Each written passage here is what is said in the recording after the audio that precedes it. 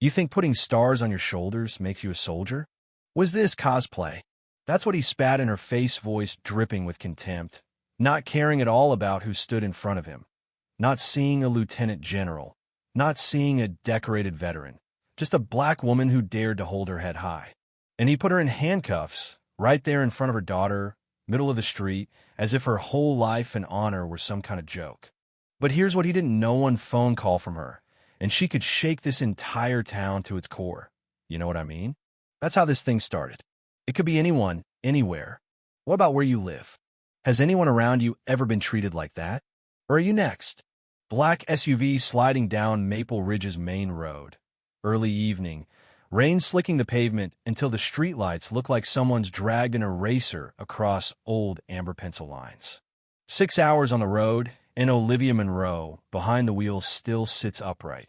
Hands proper on the steering wheel, her light brown gloves worn down at the fingertips. Uniform creased sharper than most people's best day. 3 stars on her shoulder, not screaming for attention, but there if you know what to look for. She doesn't rush, just sits for a minute, breath fogging up the glass, watching this little town through a windshield that's seen a lot worse than awkward silence.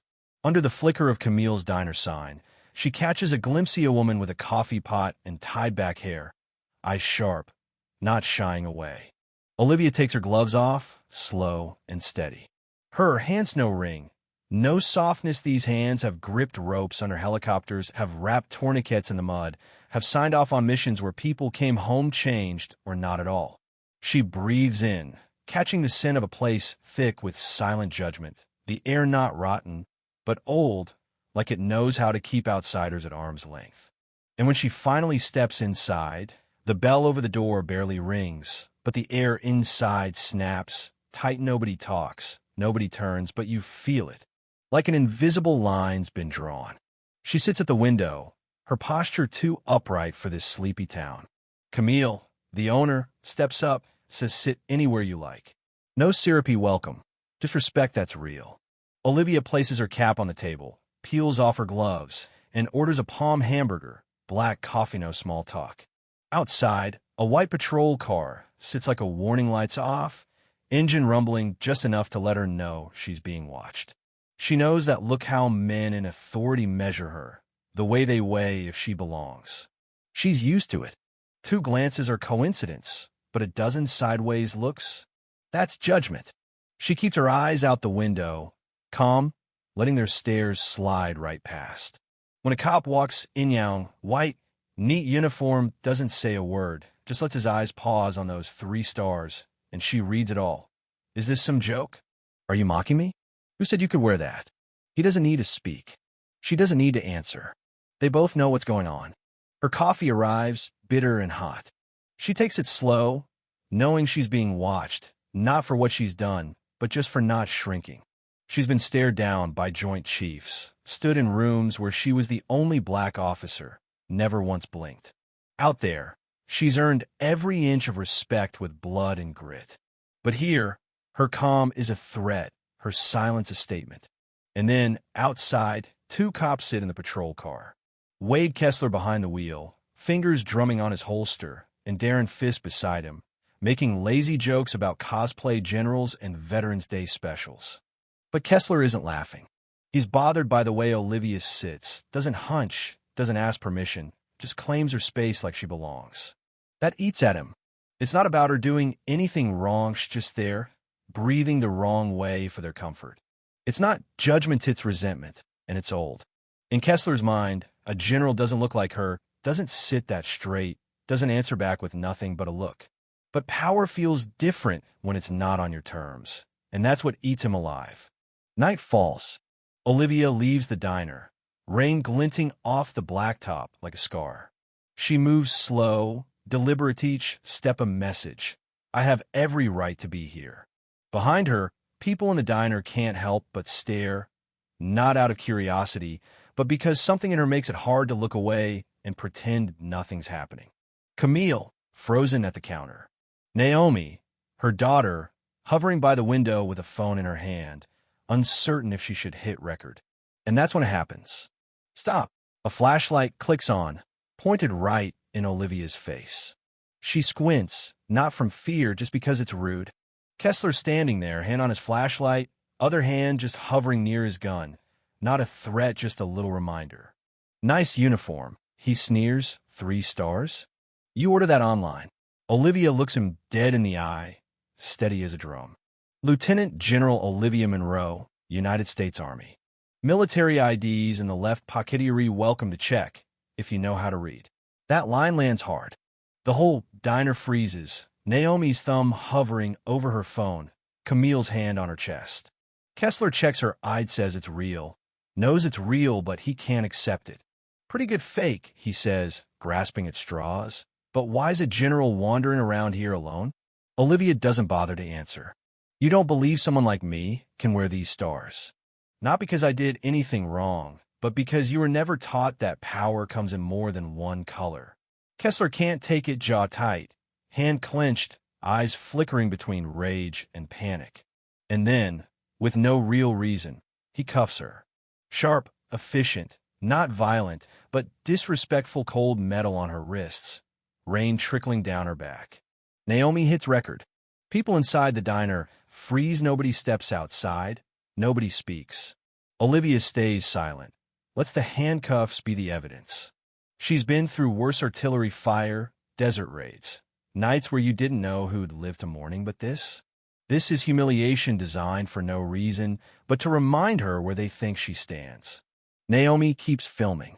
Not out of bravery, not out of spite, just because, if she doesn't, who's going to believe this? In the kitchen, Camille's young son whispers, "Mom, do they cuff Dad too?" And Camille can't answer, because she doesn't know. The whole town is quiet, but this silence is loud. Everybody knows what they're seeing, but nobody wants to admit it. Olivia doesn't resist, doesn't protest, doesn't beg. She just lets the facts pile up. I am here, I am calm, and you are still doing this. At the station, they walk her in handcuffed, 3 stars on her shoulder, every head turning, some with suspicion, some with shame. She walks tall, not for pride, but because you don't survive this long by letting people see you shrink. Kessler lingers, his old military file buried deep, past complaints about him lost or covered up. What he doesn't realize is that Olivia remembers him from years ago when she was a brigadier general and filed a report saying he should never wear a badge. That report got ignored. Now, here they are again. Olivia sits in a holding cell, cuffs leaving red marks like backwards medals. Kessler stares at her, but she's the one with real authority. I remember your face, she says, soft but cutting, and you can see the fear flicker behind his eyes for just a moment before he buries it again. This isn't about one bad cop. Not real lie, it's about the cracks in the foundation, the rot nobody wants to see. Olivia knows it. Kessler knows it too. Meanwhile, Naomi posts the video online. No filter, no commentary, just her mom, quiet and dignified, being cuffed for the crime of standing tall. The video blows up. Comments pour in. If this happens to a general, who's safe? That little girl is braver than the reporters. The press picks it up. Military colleagues confirm who Olivia is. The town can't hide anymore. The country's watching. Public pressure swells. A hearing is held. Naomi, just 8 years old, testifies. I recorded it because I didn't want to look away. She doesn't cry, doesn't hide. She just tells the truth. And that truth coming from child cuts through all the excuses grown-ups have been making for years. Camille testifies too. If I don't say something, who will? I just couldn't live with myself if I looked away. The whole room stands, not because it's dramatic, but because finally someone said what everyone else was thinking. In the aftermath, Kessler's record gets dug up, old complaints, buried racist comments, disciplinary action swept aside until Olivia's report surfaces. No system should allow someone like this to wear a badge. Now suddenly people care. Kessler's out. Police chief resigns. The Mirror Protocol, a real, systemic reform package is introduced, drafted by Olivia herself. It's not a slogan. It's a new way of policing with random ethics checks, unconscious bias training, accountability baked in. Other states follow suit. Quiet revolution? Maybe. But Olivia never called it that. She just called it necessary. Camille is invited to speak at university. Naomi, who once hid behind her mother's skirt, now stands tall, reading to other kids, quietly reminding them you don't have to be loud to do the right thing, just don't look away. And Olivia? She doesn't sue, doesn't go on TV, doesn't run for office. She just keeps showing up, keeps building the future she was always told she wasn't meant for. Justice isn't about winning, it's about not having to shrink when you're right. The mirror protocol becomes standard, and Maple Ridge, once known for its silence, now trains its officers to face themselves first.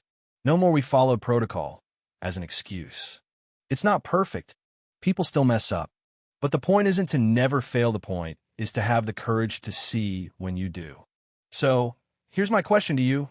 Listening to all this, if you saw it happening, would you look away?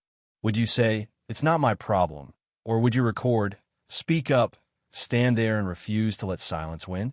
Because if an 8-year-old can, what's stopping you? That's the real choice. Now, whose side are you on? Share your answer. This isn't just Olivia Monroe's story. It's ours.